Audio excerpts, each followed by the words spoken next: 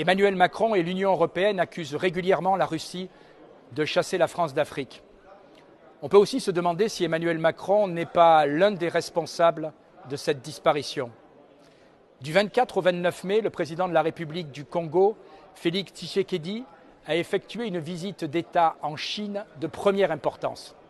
C'est évidemment tout son intérêt de multiplier les liens diplomatiques en faveur de son pays. C'eût été également tout l'intérêt de la France de ne pas mettre à mal notre relation privilégiée avec Kinshasa. Malheureusement, l'Union européenne et Emmanuel Macron multiplient les erreurs dans ce pays comme dans la majorité des pays d'Afrique. Souvenez-vous du déplacement du président de la République en mars dernier à Kinshasa.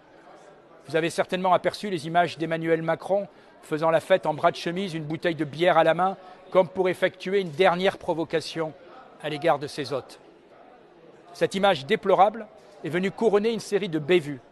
Emmanuel Macron a refusé de condamner fermement le soutien du Rwanda de Paul Kagame aux milices sanguinaires du M23 qui sèment le chaos et la mort dans la région du Kivu.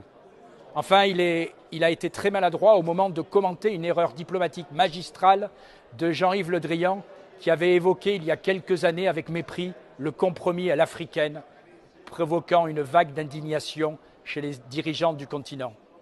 L'Union européenne, si prompte à brandir les mécanismes de sanctions, continue de refuser à agir fermement contre le Rwanda. Alors que des élections sont prévues en décembre prochain à Kinshasa, il est urgent que la France et l'Union européenne ne soient pas rayées de la carte de la République démocratique du Congo.